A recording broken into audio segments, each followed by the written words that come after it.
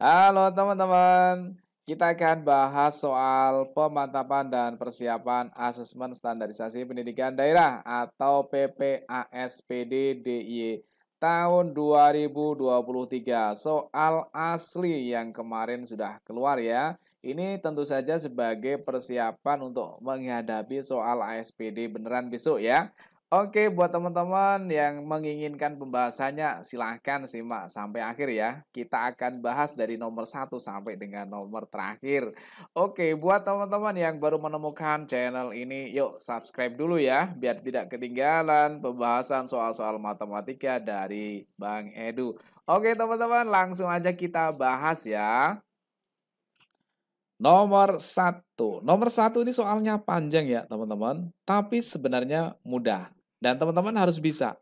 Oke, langsung kita bahas ya. Dalam final lomba panahan diikuti oleh peserta A, B, C, dan D. Setiap peserta diberikan hak untuk menembakkan 3 anak panah. Pada lomba panahan tersebut, target ditandai dengan 10 cincin konsentris yang berjarak sama dengan skor seperti tabel. Skor akhir masing-masing pemanah adalah jumlah total nilai cincin yang terkena anak panah. Peringkat lebih tinggi ditentukan oleh jumlah skor yang lebih banyak. Nah, di sini ada skornya ya. Oke, langsung aja kita hitung dari yang peserta pertama ya. Pertama ini dapatnya di warna merah dalam. Di sini warna merah dalam itu skornya 8. Langsung kita tulis 8 ya. Kemudian dapat warna biru dalam. Biru dalam itu skornya 6. Berarti di sini 6. Dan yang terakhir dapat pada garis. Nah, kalau ada garis ya, ini di sini ada keterangan. Jika panahnya menancap pada garis batas antara cincin lingkaran, maka skor yang diperoleh adalah nilai tertinggi pada target tersebut. Nilai tertinggi ya berarti ikut yang warna biru yang dalam kan? Berarti artinya nilainya adalah 6. Maka kita jumlahkan 8 tambah 6, 14 tambah 6 berarti yang pertama ini skornya 20. Sekarang kita hitung skor peserta B. Wow, anak panah pertama tepat menuju pusat sasaran yaitu di warna kuning dalam, nilainya 10. Kemudian panah yang kedua di kuning yang luar, nilainya 9. Dan panah yang ketiga dapat warna hitam luar. Hitam luar itu berarti skornya 3. Kita jumlahkan ya. 19 tambah 3 berarti 22. Ini skor peserta B. Sekarang kita hitung peserta C. Oke, peserta C ini yang pertama dapat kuning luar. Kuning luar itu berarti skornya adalah 9 ya. 9. Kemudian panah yang kedua dapat warna merah luar. Warna merah luar itu berarti skornya 7. Dan yang terakhir adalah pas garis. Nah, kalau pas garis di sini berarti ikutnya warna ya warna merah luar ya. Warna merah luar itu nilainya juga 7. Maka kalau kita jumlahkan 16 tambah 7, 23. Nah, ini skornya 23. Dan yang terakhir nih, peserta yang D ya. Panah pertama dapat kuning luar. Kuning luar itu berarti dapat skor 9 ya, 9. Kemudian dapat warna merah dalam. Merah dalam berarti nilainya 8. Dan yang ketiga dapat hitam dalam. Hitam dalam skornya adalah 4. Maka kalau kita jumlah 17 tambah 4 berarti 21. Nah, dari A, B, C, D ternyata yang skornya tertinggi adalah yang peserta C. Maka jawabannya adalah yang C. Oke, teman-teman lanjut soal nomor 2 ya. Hasil dari sekian banyak ini adalah titik-titik. Ini kalau ada soal seperti ini kemudian di sini ada kurung, maka yang di dalam kurung ini harus kita selesaikan terlebih dahulu ya. Oke, 12,5% itu kalau kita buat menjadi pecahan biasa sama hanya dengan 125 dibagi dengan 1000 ya. Kalau ada di belakang koma ada satu angka artinya dibagi 10. Kemudian kalau ada persen artinya dibagi 100 ya. 10 kali 100 kan nilainya 1000. Jadi kalau dibuat pecahan biasa menjadi 125 per 1000. Kemudian ditambah dengan yang ini. Ini di belakang koma itu ada 3 angka. Berarti artinya per 1000 juga ya. Kalau dihilangkan komanya menjadi 625 dibagi dengan 1000. Nah, penyebutnya ini kan udah sama. Tinggal kita hitung pembilangnya. 125 tambah 625 yaitu 750. Kemudian dibagi dengan 1000. Kita sederhanakan, nolnya kita coret 1, kemudian 75 dibagi 100. Masing-masing dibagi 25, dapat 3, bagi 25 dapat 4. Artinya yang di dalam kurung ini nilainya adalah 3 per 4. 3 per 4. Kemudian kita hitung dengan yang lainnya. Di sini ada 3, 2 per 3. Kita buat menjadi pecahan biasa ya. Caranya 3 kali 3 9, kemudian tambah 2 jadinya 11 per penyebutnya 3. Dikurangi dengan tadi ketemunya adalah 3/4. Kemudian di sini ada bagi. Nah, teman-teman kalau ada ketemu bagi, kita balik menjadi perkalian. Tapi kalau yang bagi menjadi kali, maka yang pecahannya belakangnya ini dibalik juga menjadi 2/9 ya. Kalau sudah seperti ini boleh kita sederhanakan ya. Yang 3 dibagi 3 dapat 1, 9 bagi 3 dapat 3. Masing-masing bagi 3. Kemudian ini masing-masing bagi 2 dapat 1, yang 4 bagi 2 dapat 2. Sehingga dapat kita tuliskan menjadi 11/3 dikurangi dengan 1 kali 1 nilainya 1, 2 kali 3 nilainya 6. Nah, untuk mengurangkan pecahan syaratnya penyebut harus sama dengan cara mencari KPK. KPK 3 dan 6 ya 6 ya. Berarti masing-masing dibuat menjadi 6. Nah, 3 biar jadi 6 kali berapa? Kali 2 ya. Maka yang atas kali 2 juga. Jadinya 22. Yang ini sudah 6 berarti biarin aja. 22 kurangi 1 nilainya 21 dibagi 6. Jadi jawabannya adalah 21 bagi 6. Ternyata di pilihan G Anda dibuat menjadi pecahan campuran. 21 bagi 6 dapatnya 3. 3 kali 6 kan 18 ya. 21 kurangi 18 sisanya 3 per penyebutnya 6. Nah, 3/6 itu sama halnya dengan setengah. Atau sama dengan 3/2. Oke, kalau gitu jawabannya yang D. Nomor 3. Judulnya adalah Rumah Idaman. Wow, Rumah Idaman ini skalanya 1/150. Oke, langsung kita baca ya. Pembangunan rumah berwawasan lingkungan perlu memperhatikan ketersediaan ruang terbuka hijau atau RTH atau taman minimal 20% dari luas lahan. Berikut adalah rencana denah rumah beserta pemanfaatan lahan yang tersedia. Oke, di sini ada pernyataan ya. Rencana denah rumah telah memenuhi RTH. Nah, untuk yang ini agak lama menghitungnya ya, karena tamannya ini kan dibagi menjadi beberapa bagian. Kita harus menghitung seluruhnya. Ya bisa dihitung, tapi agak lama waktunya. Kita cari yang mudah menghitungnya dulu ya. Yang kedua, luas kamar tidur B pada denah adalah 11,25 cm persegi. Oke, kita cek ya. Luas kamar tidur B itu berarti yang ini ya. Artinya dia adalah persegi panjang dengan panjangnya 3 dan lebarnya adalah 2,5. Berarti luas kamar tidur B ini sama halnya dengan 3 kali 2,5. Jadinya adalah 7,5 cm persegi. Di sini dikatakan 11,25, berarti nomor 2 ini salah ya. Oke, yang ada nomor 2 ini salah, maka jawabannya di antara A dan B. Dan nomor 1 sudah pasti benar teman-teman, nggak perlu dicek ya ternyata. Jadi kita tinggal ngecek 3 atau 4. Oke, mau cek yang mana? 3 atau 4? Kita cek yang nomor 4 aja deh ya. Luas tanah untuk bangunan tersebut sesungguhnya 72 meter persegi. Oke, sekarang kita hitung luas tanah semuanya ya. Ini kalau kita hitung panjangnya ada 4 tambah 1, 5 tambah 2,5 berarti 7,5, kemudian 10,5 dan tambah 1,5 berarti 12. Artinya 12 cm itu panjangnya. Kemudian lebarnya ada 2,5 tambah 2, 4,5 tambah 1,5 berarti 6 ya. Jadi lebarnya di sini ada 6. Nah, kalau luas pada denah itu berarti sama dengan 6 kali 12. Artinya sama dengan 72 cm persegi. Di sini dikatakan bahwa luas sesungguhnya adalah 72 meter persegi. Salah ya. Kalau denah itu skalanya 1/100, maka baru benar itu 72 meter persegi. Tapi karena di sini skalanya 150, artinya ini masih dikali dengan 150 kuadrat. Karena untuk menghitung luas sesungguhnya, yang luas pada denah ini harus dikalikan dengan skalanya kemudian dikuadratkan, ya. Jadi yang keempat ini salah. Kalau keempat salah sudah pasti yang nomor 1 dan 3 ini adalah benar. Maka jawabannya adalah yang A. Oke teman-teman, lanjut soal nomor 4 ya. Judulnya adalah pembalap sepeda.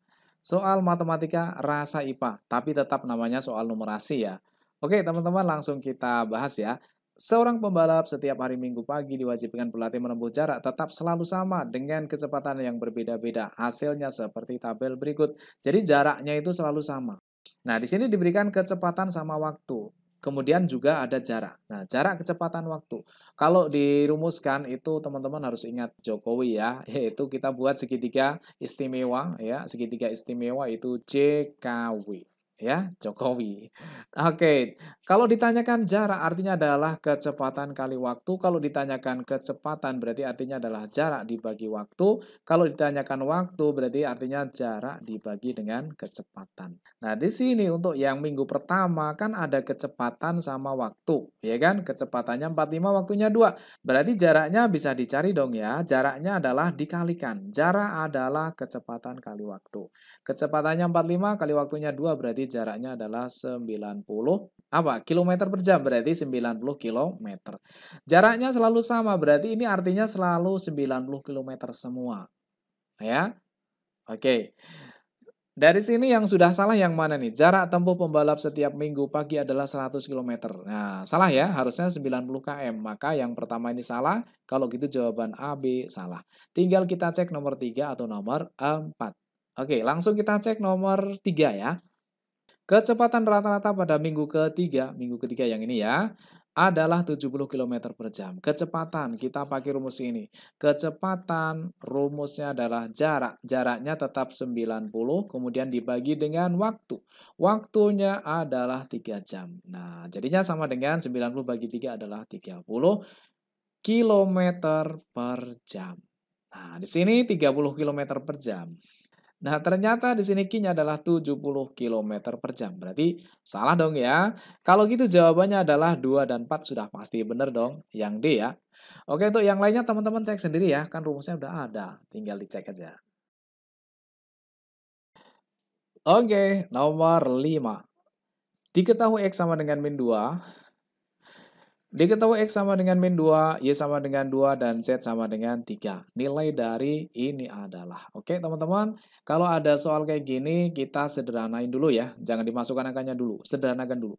Ini ada kurung, kemudian di luar kurung ada pangkat 2. Artinya masing-masing dipangkatkan 2. X, kita tulis dulu di sini ya, jadinya adalah X, pangkatnya ini kan 1. 1 kali 2 nilainya 2. Kemudian Y. Y di sini kan pangkatnya 3. Kemudian di luar ada pangkat 2. Artinya kalau pangkat berpangkat dikalikan. 3 kali 2 nilainya adalah 6. Kemudian kali dengan yang belakang ini. Ini ada kurung, di luarnya ada pangkat negatif 3. Ya masing-masing kali min 3 ya. Y pangkat 1 kali min 3 jadinya min 3. Ya, ini kalau kita kalikan hasilnya min 3. Kemudian min 1 kali min 3 jadinya plus 3. Artinya Z-nya pangkatnya adalah 3 ya. Min 1 kali min 3 adalah 3. Dibagi dengan X ya, kita tulis ulang aja deh ya. X, Y pangkat 2, Z pangkat 2. Nilainya sama dengan, oke, di sini ada X pangkat 2, di sini X-nya pangkat 1. Diingat ya, kalau ada A pangkat M dibagi dengan A pangkat N sama dengan A pangkat M kurangi N. Ya, atau di sini samanya dengan X pangkatnya adalah 2 dikurangi 1, nilainya 1. Kemudian Y pangkatnya ini, kalau kali pangkatnya dijumlahkan ya.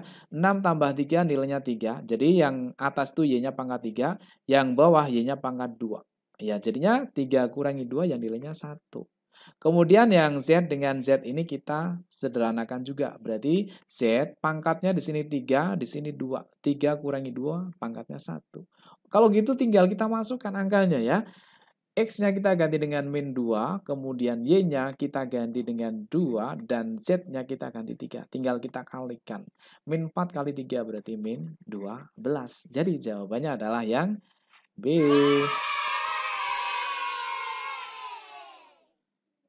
Oke, lanjut soal nomor 6 ya. Bentuk sederhana dari ini adalah.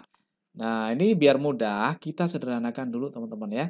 Sederhanakan masing-masing yang atas, ini kita bagi dengan akar 2, yang bawah juga harus dibagi akar 2. Jadi harus dibagi dengan bilangan yang sama ya.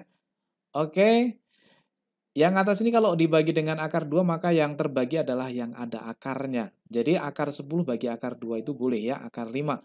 Sehingga bisa kita tuliskan menjadi 5 akar 5. 5-nya adalah tetap, kemudian akar 10 bagi akar 2 adalah akar 5. Kemudian dikurangi dengan akar 40 bagi akar 2. Ya, jadinya adalah 40 bagi 2, yaitu 20. Kemudian dibagi dengan, nah kalau di sini ada perkalian, bentuknya ini kan perkalian, maka yang dibagi hanya salah satu saja. Nggak boleh kedua-duanya dibagi dengan akar 2, karena ini bentuknya perkalian. Beda dengan penjumlahan pengurangan, masing-masing dibagi dengan penyebutnya. Nah, yang bisa kita bagikan berarti 6 sama 2 ya. Akar 6 bagi akar 2 itu berarti akar 3. Yang ini kita tulis tetap akar 3, kemudian kali akar 6 bagi akar 2 itu adalah akar 3. Sama dengan 5-nya tetap kita tulis 5, akar 5-nya kita tetap tulis akar 5, kemudian dikurangi dengan akar 20. Nah, akar 20 itu sama halnya dengan akar 4 kali 5. Akar 4 nilainya 2, akar 5 ya tetap akar 5. Berarti akar 20 itu sama halnya dengan 2 akar 5. Dibagi dengan akar 3 bagi akar 3 itu akar 9. Akar 9 nilainya 3. Ya, nilainya sama dengan, nah karena di sini sudah sama-sama akar 5, kita tinggal hitung angka yang depannya aja. 5 kurangi 2 itu nilainya adalah 3, kemudian akar 5-nya ngikut ya. Kemudian dibagi dengan 3. 3 sama 3 bisa kita coret sehingga hasilnya adalah akar 5. Kalau gitu jawabannya yang D. Nomor 7. Diketahui barisan bilangan ini. Nilai suku ke-8 adalah, oke. Tinggal dilanjutin aja deh ya. 1 ini suku pertama, suku kedua, ketiga, keempat, kelima, keenam, ketujuh, ke-8. Oke, kita lihat perubahan angkanya. Min 2 menjadi min 1 itu artinya ditambah 1. Min 1 menjadi 1 itu artinya ditambah dengan 2 ya. Min 1 tambah 2 hasilnya 1. Kemudian 1 jadi 4 itu tambah 3. Nah, kalau kita lihat polanya ini 1, 2, 3 berarti ini tambah 4. 4 tambah 4, 8. Setelah tambah 4 kemudian tambah 5. 8 tambah 5, 13. Kemudian ditambah berapa? Tambah 6 ya. 13 tambah 6 berarti 19. Kemudian ditambah 7. 19 tambah 7 berarti 26. Jadi jawabannya adalah yang C. Nomor 8. Nah, ini ada gambar ya, ada pola bergambar. Diberikan pernyataan-pernyataan berikut. Banyak segitiga pada pola ke-12 adalah 25. Berarti kita hitung sampai pola ke-12 ya. Manual aja deh ya. 1, 2, 3, 4, 5, 6, 7, 8, 9, 10, 11, 12. Di sini yang ditanyakan adalah segitiga. Oke, sekarang kita hitung banyak segitiganya ya. Segitiga pada pola pertama ada 3 ya, 3. Kemudian segitiga pada pola kedua ada 5. Kemudian pada pola ketiga ada 7. Pola keempat ada 9. Pola-pola selanjutnya ini menyesuaikan dengan perubahan angkanya ya. Kalau kita perhatikan ini kan bilangannya ganjil ya. 3 tambah 2 5, tambah 2 7, tambah 2 9, tambah 2 berarti 11, 13, 15, 17, 19, 21, 23, dan 25. Artinya segitiga pada pola ke-12 adalah 25. Betul nggak? Oke, benar ya ternyata. Kalau nomor 1 benar berarti jawaban C dan D salah ya. Oke, sekarang kita cek nomor 3 atau nomor 4. Banyak persegi satu satuan pada pola ke-12 adalah 196. Benar nggak? Kita hitung persegi pada pola ke-12 ya. Oke, sekarang kita hitung dulu pada pola yang pertama ini ada 1 persegi. Pola yang kedua ada 4 persegi. Pola yang ketiga ada 9 persegi. Pola yang keempat ada berapa nih? Banyak ya. 1, 2, 3, 4, 5, 6, 7, 8, 9, 10, 11, 12, 13, 14, 15, 16. Ada 16. Dan seterusnya. Ternyata kalau kita perhatikan ini angka-angka ini didapat dari pola yang kemudian dikuadratkan ya. 1 kuadrat nilainya 1, 2 kuadrat nilainya 4, 3 kuadrat nilainya 9, 4 kuadrat 16 berarti 5 kuadrat 25. Tapi kalau yang ditanyakan pola yang ke-12 berarti artinya 12 kuadrat yaitu 144.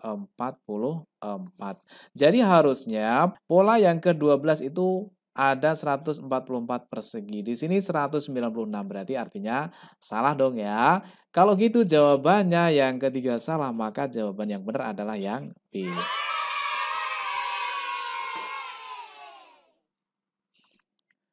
Oke, lanjut soal nomor 9.